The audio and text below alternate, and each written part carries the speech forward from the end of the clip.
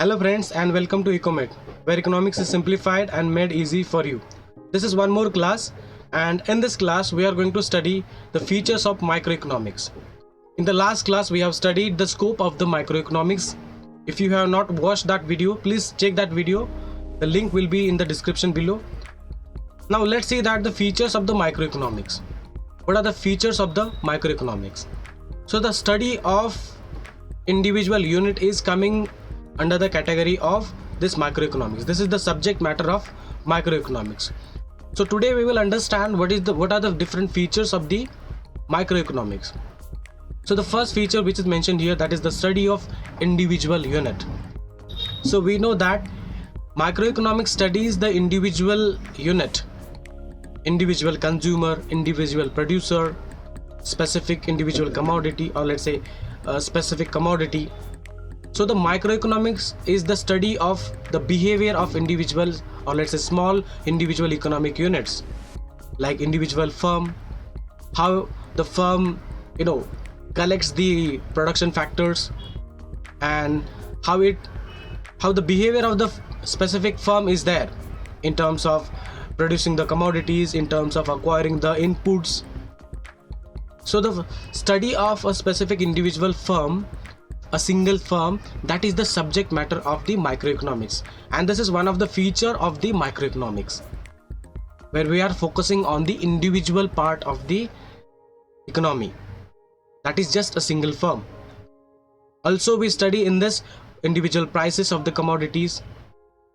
So commodities prices, how the commodities prices are determined, so that will be decided, that will be the subject matter of the microeconomics, and this is one of the feature of the microeconomics, where the individual prices, individual firm, individual households are studied.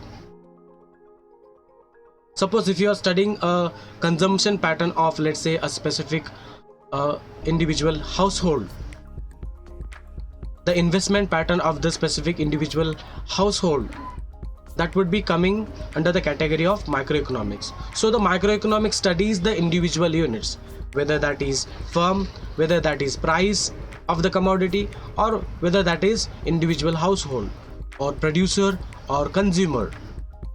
So these are the things which we study in the microeconomics, and this is one of the feature of microeconomics, that is study of individual units. It may be anything, it would be factory, or let's say it would be any firm, the commodity, or let's say individual household, consumer, producers. So individual entities will be studied in the microeconomics. Now let's see the second feature, that is the price theory. We have studied under the scope of the microeconomics, there are three theories which we study under the microeconomics scope. Those are the product pricing theory, then we had the factor pricing theory, and we also had the efficiency in the economic welfare. So these are the three theories which we study under the scope of the microeconomics. So the price theory says that the price of the commodity, how we decide the price of the commodity, how the price of the commodity is decided by the market, that is the subject matter of the microeconomics. And this is one of the feature. You can just see that microeconomics deals with the determination of the prices of the goods and services, as well as factors of production. Under the theory of product pricing, we have studied that, we have also discussed about it, like how the price of the commodity is decided. You people know that. So there is a certain demand for a specific product, and there is a supply of that specific product, right? Let's say chocolate. So if there is a demand of the chocolate which is there would be certain kind of supply of that chocolate, and there would be an equilibrium where the price will be stable.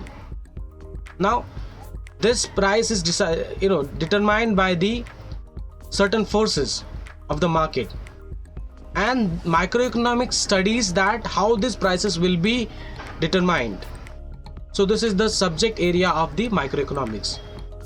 So microeconomics deals with the determination of the prices of the goods and services.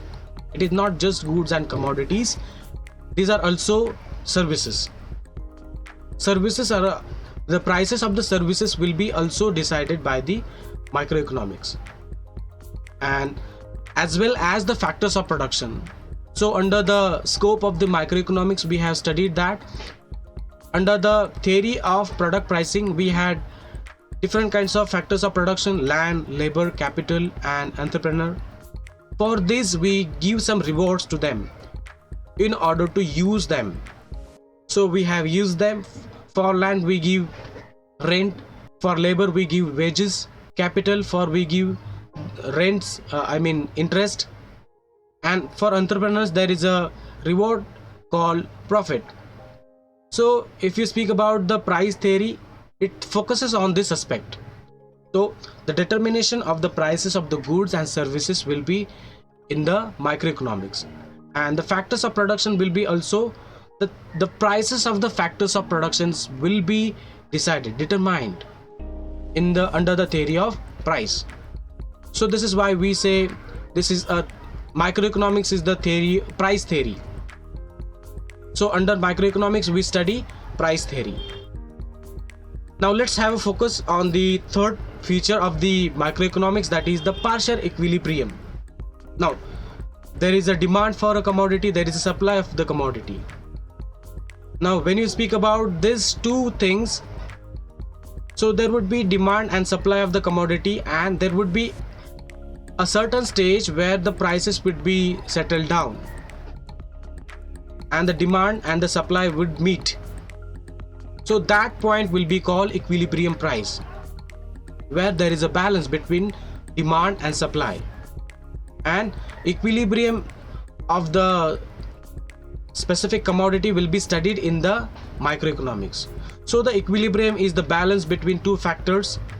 Microeconomic analysis deals with the partial equilibrium. It do not study all the commodities at the same time. So just focuses on a specific commodity, specific commodities supply, specific commodities demand, specific commodities equilibrium. It do not study all the units, all the factors of production at the same time, all the firms at the same time in the economy, which is the analysis of the and the subject matter of the macroeconomics. Now here you can just see that macroeconomic analysis deals with the partial equilibrium. Now what is this partial equilibrium? So there are two terms, partial equilibrium and general equilibrium. When you talk about microeconomics works in the areas of the partial equilibrium. Partial equilibrium means what? While deciding and focusing on certain factors, we keep certain factors aside. We ignore them, we keep them constant, and check the effect of one factor on the other factor. Let's take the simple example in order to understand the partial equilibrium. Suppose if there is a chocolate and there is a demand for that specific chocolate and there is a supply of that specific chocolate. Now if you want to check the demand of that chocolate, how? When there would be demand increased for that chocolate, the prices of that chocolate will increase or decrease? It will increase. So there is an inverse relationship between demand and price. If the price of the commodity is increasing, the demand of the commodity will decrease. So this is there in the law of demand. We will study that in the detail. But when you say the partial equilibrium is there, it just understand that it just studies the specific part of the factors of production, or let's say specific variables, keeping other variables constant. Suppose if you are just studying the relationship between demand and price, keeping other factors constant, you are not taking into account all other factors which are impacting the price and demand of that specific product. So this is what is called partial equilibrium, and this is what is analyzed in the equilibrium position of an individual economic units. Now let's talk about the individual consumers, individual firms or individual industries. So when you say partial equilibrium is there, individual consumers will be studied, individual firms will be studied, individual industries will be studied under the condition of the partial equilibrium. So certain forces and the variables will be eliminated, those will be kept constant. So the partial equilibrium will be focused under the study of the microeconomics. So this is the feature of the microeconomics. Now let's see the next feature, this microeconomics. So these assumptions make the analysis simple. Why? Because you cannot study each and everything at the same time. So the subject matter of the microeconomics is to study certain variables, study specific unit, study individual units, individual firm, consumer, producers, and the prices of the commodities. Now let's focus on the next feature, that is the slicing method. Microeconomics uses the slicing method. Now what is the slicing method? Let's understand. So slicing is nothing but cutting down the economy's different parts in a small pieces and studying it under a microscope. Now, is it really that you are taking it in the microscope and studying? It's not like that. See, you are slicing down the units in the economy. So there are, let's say in the economy there are 100 firms.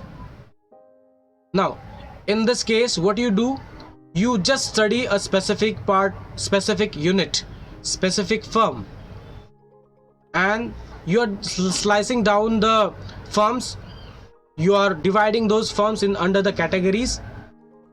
You are slicing down the firms, you are categorizing those firms, and you are just studying and picking up one of them and studying it in the detail.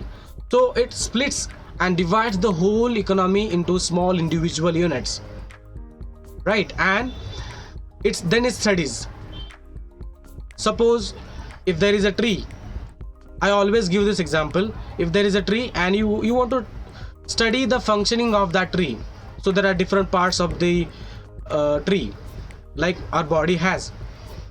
So if you want to study the functioning of each and every part of that tree, what you do, you take a single part of that specific tree and you study whether that is trunk, whether that is a branch, or let's say that is any part of the tree.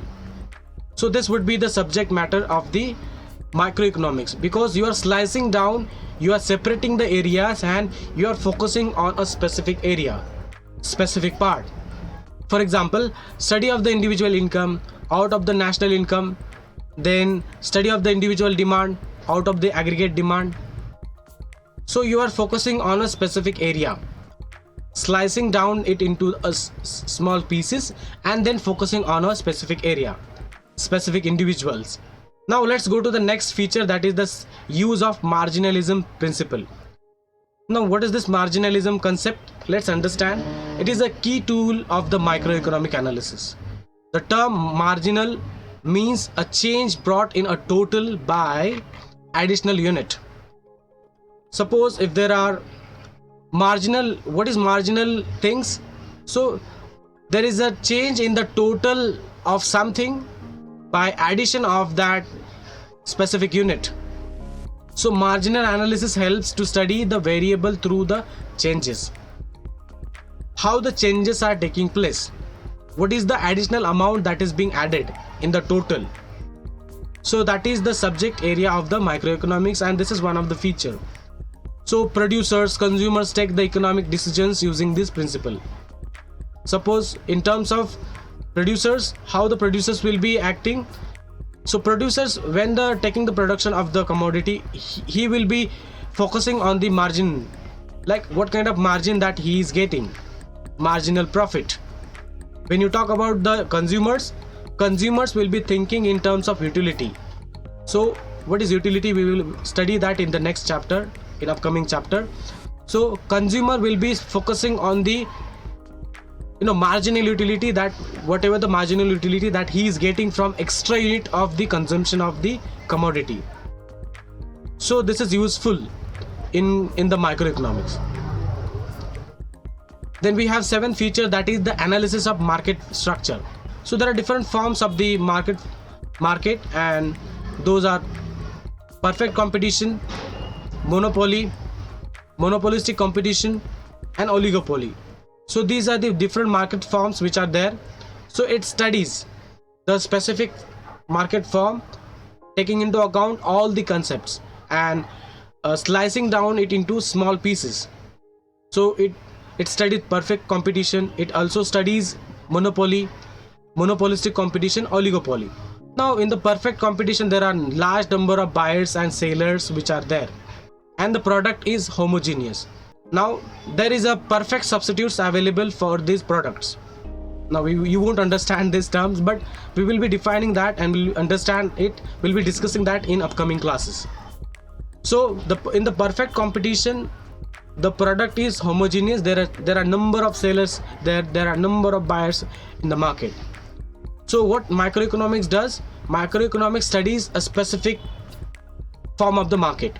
Then monopoly means there is just a single seller who sells the product. So there is a control over the market in case of monopoly. Monopolistic competition is different from the monopoly. How?